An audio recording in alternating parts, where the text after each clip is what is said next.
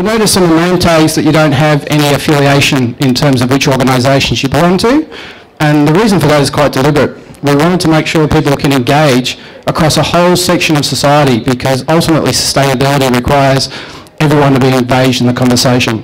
So it forces people to have a deeper level of engagement to meet the person, rather than just the person representing the organisation. Now, you notice sometimes when you go to an event, you turn up by yourself, it's a bit daunting, and everyone's sustainability drinks is pretty much started in the same way. So please make people welcome. If there's a group conversation going on and you see these persons standing out by themselves, invite them in, be part of that conversation, and allow yourself to don't go up and meet new people. You know, the idea is to connect to people for that sustainable future. Generally what we do is we have a format, we have a speaker to come and speak for about 5 or 10 minutes, and we talk about issues of relevance, prominence, and to really elevate the level of debate around sustainability. And so tonight we've got, it's a really great pleasure to introduce Mark Ogge. How many people have heard of Beyond Zero Emissions before?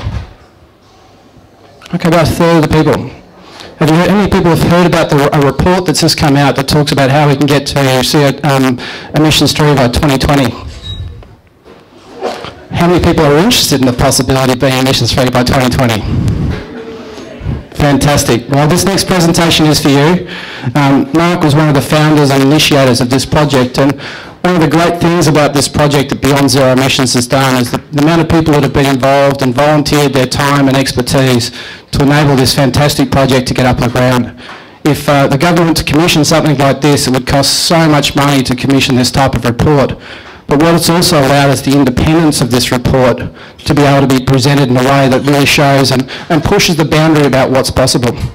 So without any further ado, without me taking up Mark's spot, I'm going to introduce and hand over to Mark, and there'll be some time for question and answers afterwards. So enjoy. Thank you.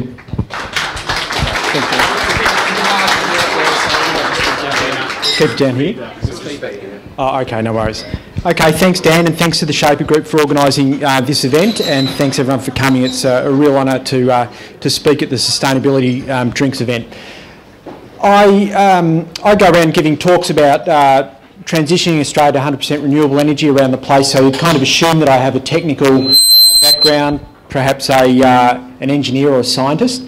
I have to come clean with you right from the start that, at the risk of undermining my credibility very early in the talk, but I'm actually an artist, so I paint oil paintings for a living.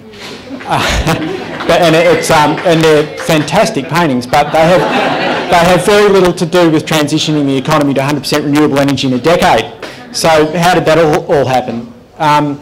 I was worried about climate change for ages, obviously, and I got involved in the environment movement a bit, and I realised there was a bit of an issue with the way we were dealing with the way we were kind of getting out there and asking for change. And what I felt was happening was that we were getting out and asking for very vague things, which was less fossil fuel, more renewable energy, and things like real action on climate change, which could mean just about anything.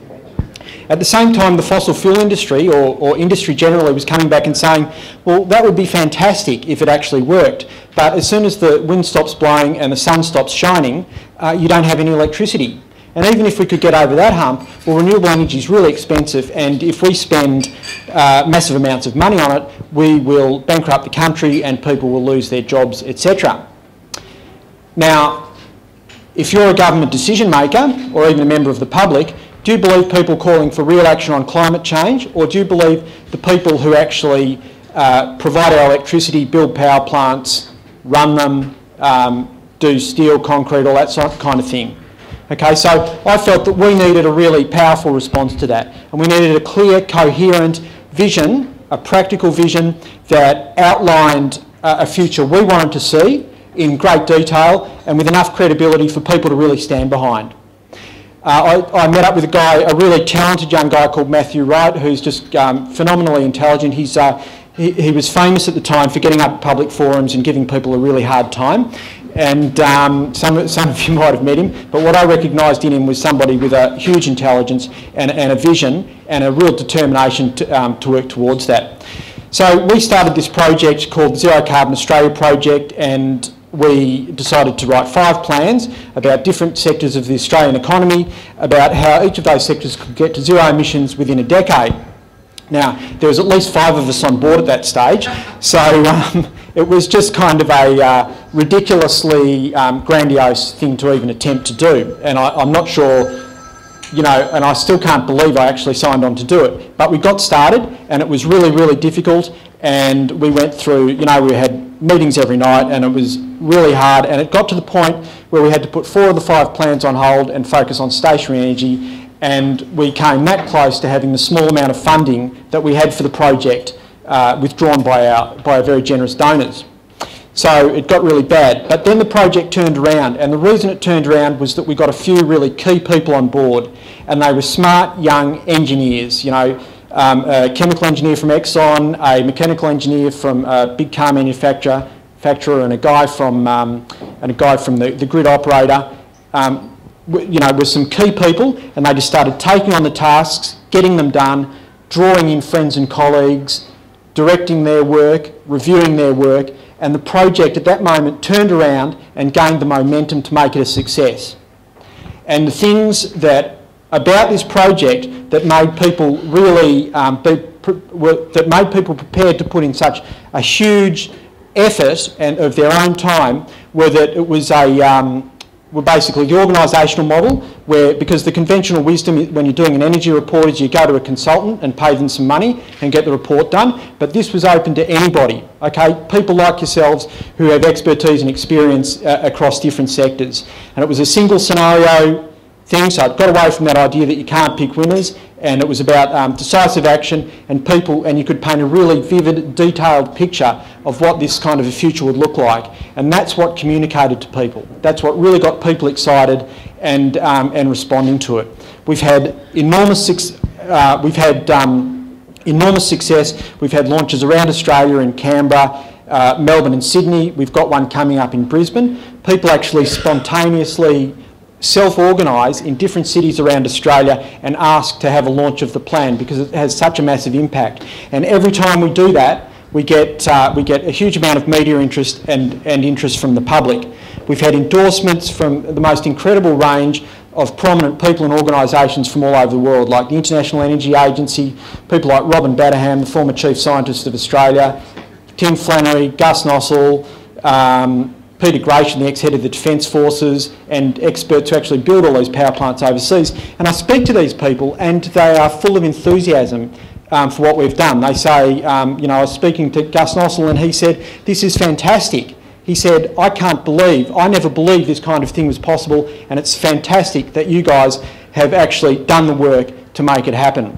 Now, I think the thing is that but the real test of success actually is now that we've got our other plans running, like transport and building plans. These are up and running, and the real test is that when I walk into these plans, when I walked into the Stationary Energy Plan working groups, which is the report we've just finished, we had, you know, maybe 10 or 15 people sitting around a table. Now we've got 30 or 40 people in the room in both reports. So people are just really getting involved, and we've got an amazing calibre of people getting involved, and it's a really great, exciting, groundbreaking thing to be involved in.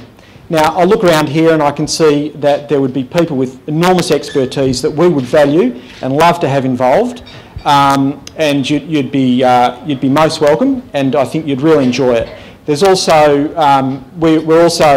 we run on the smell of an oily rag, so we all work for free, including myself and Matt, with a few key paid helpers, but donations to the project actually go an enormous way.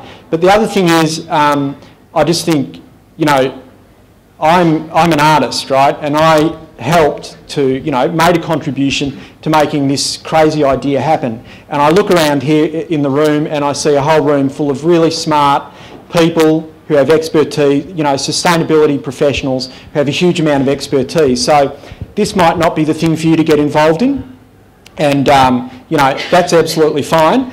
It probably means that you've got better ideas, and you know, if I can help contribute to something like this, I can just imagine what a room full of people with this amount of talent are able to make happen. So thank you for your attention.